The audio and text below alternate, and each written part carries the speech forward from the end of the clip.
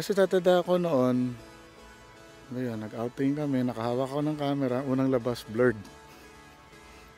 Tapos sa chem class, meron kami doon parang photography, yung developing, yung science of developing, nag-demo yung teacher. Sabi ko, ba maganda pala to. Ima-magic mo yung kahon, box, camera, tapos idadaan mo sa chemical, may lalabas na picture. Sino dito ang nagsusuot ng DSLR? Wala? Nagsusuot ng DSLR, sino?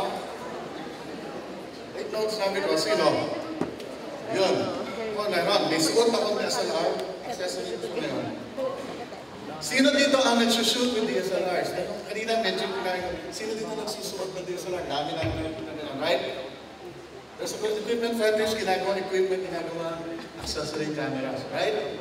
Okay, for those of you who shoot with DSLRs, sino naman?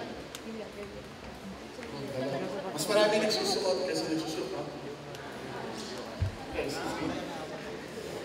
Okay, so, kaya ang tanong, shoot o suot?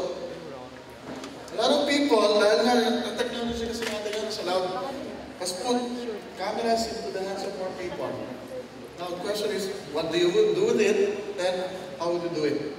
Now, isang observation mo, so ang dami pwede mag-usapan sa photography, but I'd rather break the ice now with something that's quite common, no? Na nakikita ko palagi.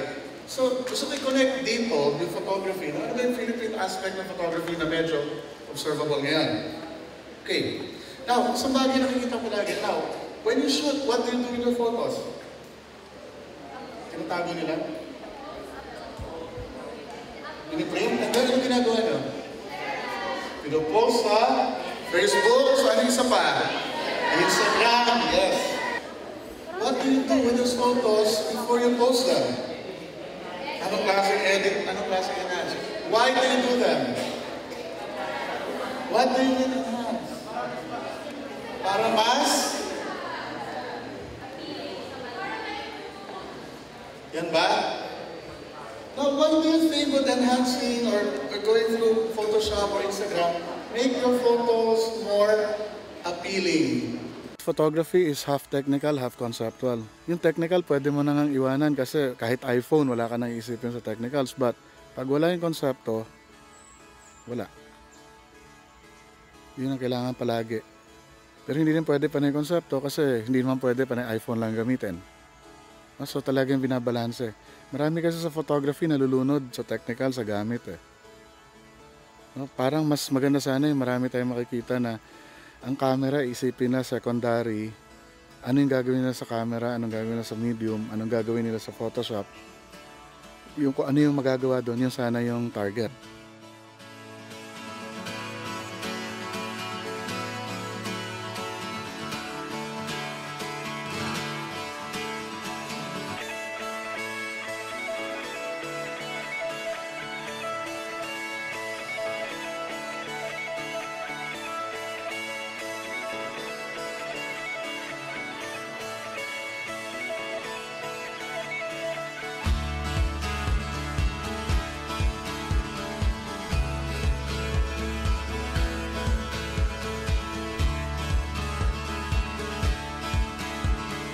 We're going through basic camera handling kasi technical to eh. So we can't really go to anywhere creative now unless hindi maiwasan sa photography maging technical muna eh.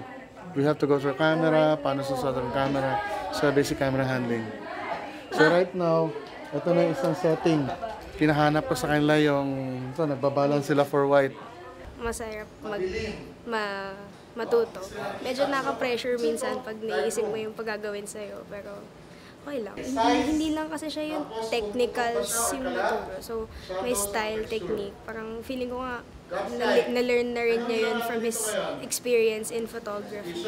So, parang it's not just, pag tinuturo, you think it's just how to gagamitin mo yung aperture. Pero pag siya, alam mong he's taking it from experience. Magaling po siya magturo. Dati po, kaya ayaw ko po mag-photography kasi akala ko po, sobrang basic lang po ng photography. Parang di niya po kailangan ng workshops. Parang you can just learn it from anyone. Pero, nalaman ko po sa workshop na to na madami ko matututunan sa photography. Parang meron din siyang meaning. At saka hindi na siya yung basta-basta minamaliit na kind of art. Here in this workshop, I learned a lot more about my camera, how to use it, and how to take better pictures and being more technical. Sir Jay is a really fun teacher. Well, you get to interact a lot, and here I got to learn in a really easy and fun way. Bakit mo kunan yung isang bagay? Bakit kukunan? Ano yung kinukunan? Ano yung hahanapin pag kinukunan? Yun yung mga tanong nila. So, magugulat ka from a 14, 15-year-old, yun ang itatanong. Samantala, sa ibang lugar, magtatanong. Ito, mga college, ganyan. Una itatanong, anong lens ang maganda? Ano. So, yun yung nakakapanibago, nakakatuwa, nakaka-inspire din. Roderick Yap Javier is a photography teacher at the Faculty of Arts and Letters in UST, the School of Design and Arts Photography Program in College of St. Benil. He also conducts photography events and workshops, sponsored by camera clubs like Lion, Zone B, as well as TV programs like I Wonder. Again, please welcome Jay Javier! Sa wakas nakatungtong, nakapasok dahil kasi noon nga mga 35, 40 years ago, nandiyan kami sa baba, saan yung gate ng Art Center. Dito namin tumitingin, ano ba yung nasa taas, may high school. So Boy Scout, nagka-camping kami dyan. So ngayon, nakatungtong din, nakapasok.